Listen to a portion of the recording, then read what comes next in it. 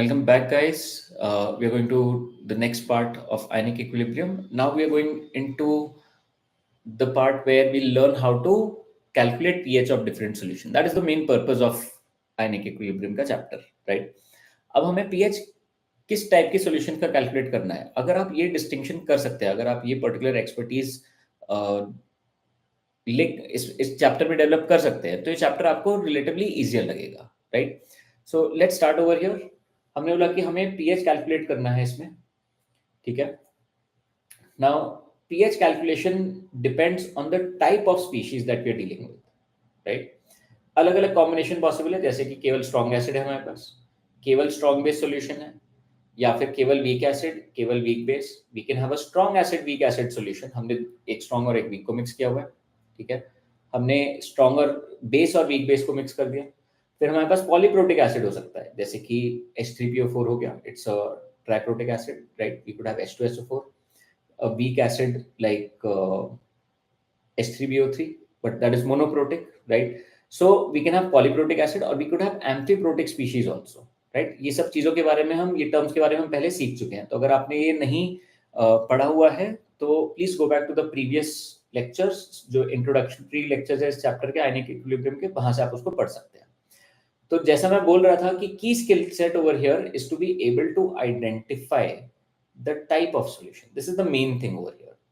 तो हम शुरू करेंगे pH of strong acid solution के साथ. तो स्ट्रॉन्ग एसिड्स क्या होते हैं, वो तो पूरा डिसोसिएट कर जाता है सॉल्यूशन में, ठीक है. तो उनका पीएच डायरेक्टली ऑब्टेन किया जा सकता है. फॉर एग्जांपल, हमें pH of 0.1 molar HCl calculate करना है. कई लोगों ने स्टोइशियोमेट्री में ही सीख लिया होता है ये. तो हमने कहा कि पूरा डिसोसिएट हुआ, तो अगर यहाँ पे शुरू में 0.1 मोलर था, तो यहाँ पर H प्लस कितना बढ़ेगा, वो 0.1 बनेगा, राइट? Cl माइनस भी उतना बनेगा, बट हमें उससे मतलब नहीं है अभी. तो H प्लस का कॉन्सेंट्रेशन कितना है, 0.1 मोलर. तो पीएच कितना हो गया, negative log of 0.1 which is 1. अभी हम बोल रहे हैं कि calculate the pH of 0.02 molar H2SO4 solution that is diluted to twice its volume. एक असम्पशन हम यहाँ पर लेंगे कि ये भी 100% टूट रहा है, ठीक है. तो हमने कहा कि इनिशियल जो सॉल्यूशन का कॉन्सेंट्रेशन दैट इज 0.02, लेकिन अगर हमने उसको डाइल्यूट कर दिया है तो उसका कॉन्सेंट्रेशन आधा हो जाएगा. So we will not calculate pH using 0.02, we will calculate pH using 0.01, ठीक है. तो अब H2SO4 0.01 था, जब ये टूटेगा तो हमको 2 H प्लस मिलेंगे, राइट? और एक सल्फेट आयन मिलेगा. इफ H2SO4 was 0.01, तो यहाँ पे 2 H प्लस का मतलब उसका concentration 0.02. So now concentration of H plus हमें मिल गया, तो पीएच हम यहाँ पर कैलकुलेट कर सकते हैं, which will be 2 minus log 2, which is 1.7, ठीक है. log 2 का वैल्यू क्वेश्चन में दिया हुआ है. Next, calculate the pH when 200 ml of 0.1 molar H2SO4 and 300 ml 0.2 molar HCl solutions are mixed. तो अब हमने कहा कि दो स्ट्रॉन्ग सॉल्यूशन एसिड की सॉल्यूशन को हमने मिक्स कर दिया. तो जो पहला एसिड है वो भी 100% टूटेगा और दूसरा एसिड भी 100% टूटेगा, राइट? लेकिन इसका इनकरेक्ट तरीका क्या है, ठीक है? जो एक कॉमन मिस्टेक है बच्चे करते हैं, वो कहते हैं कि अच्छा H प्लस क्या होगा, वो H2SO4 से भी आ रहा है और HCl से भी आ रहा है, तो हम क्या करेंगे, हम H2SO4 की कॉन्सेंट्रेशन को डबल कर देंगे, right? Because 1 H2SO4 gives 2 H plus, और HCl में 1:1 रेशियो है HCl और H प्लस का, तो उसको हम डायरेक्टली ऐड कर देंगे, तो आंसर हो जाएगा 0.4, which means pH is negative log of 0.4, but ये गलत होता है, ठीक है. Reason is that we cannot add concentration just like this. Concentration depends on volume also. Volume double होता तो फिर हम ये चीज कर सकते थे, right? But here we have to take into account the volume as well, right? So better way of solving such questions is कि आप पहले मोल्स कैलकुलेट करिए, मोल्स के बाद उसको वापस कॉन्सेंट्रेशन में कन्वर्ट करिए by taking into account the volume.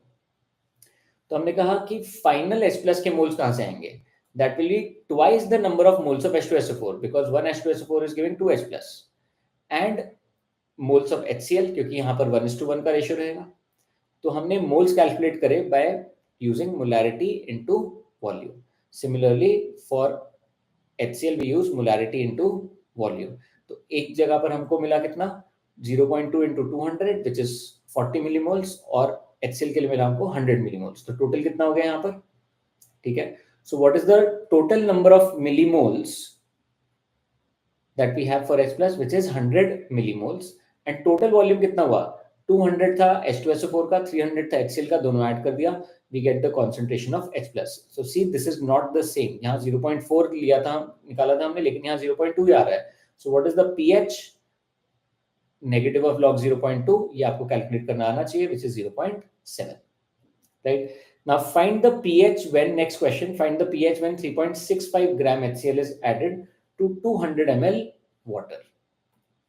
ठीक है, तो ये केवल हमने मास का कॉन्सेप्ट यहाँ पे ऐड कर दिया है और बाकी सब सेम रहेगा. हमको क्या निकालना है? हमको मोल्स ऑफ H प्लस निकालना पड़ेगा, right? 1 HCl gives 1 H plus. तो बेसिकली हम क्या कह रहे हैं यहाँ पर कि जितने मोल्स ऑफ HCl होंगे उतने ही मोल्स ऑफ H प्लस हो जाएंगे. So first we calculate the moles of HCl, क्योंकि उसका मास दिया हुआ है हमको. It is 3.65 by 36.5, molecular weight of HCl जिससे आया 0.1. तो H प्लस कितना हो गया मोल्स? 0.1. तो कॉन्सेंट्रेशन कितनी हो गई? 0.1 by 200 ml water, which means 0.2 liter, right? So concentration is 0.5 and using that we can calculate the pH. तो यहाँ पे 2-3 टाइप के आपके लिए एक साथ क्वेश्चंस डिस्कस करें. इसको जरूर वापस खुद से प्रैक्टिस करिएगा, ट्राई करिएगा कि आप इनको खुद से सॉल्व कर सके बिना सॉल्यूशन देखे फाइनली, राइट? नेक्स्ट पार्ट में हम जाएंगे कि हमने जब when we are trying to calculate the pH of strong acid solution, तो वहां पानी प्रेजेंट है सॉल्वेंट.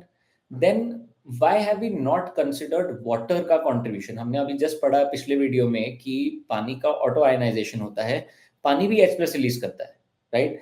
तो यहाँ पर हमने पानी का H+ का कंट्रीब्यूशन क्यों कंसिडर नहीं किया? एक हिंट देता हूं मैं, इससे पहले हमने कवर करे थे वीडियो साइमल्टेनियस इक्विलिब्रियम के. So I will suggest do go back and check that video, check those videos, जिससे कि आपको नेक्स्ट पार्ट ज्यादा अच्छे से समझ में आएगा. Alright, thank you very much. I will see you in the next video, जो रहेगा common ion effect in ionic solutions. Thank you.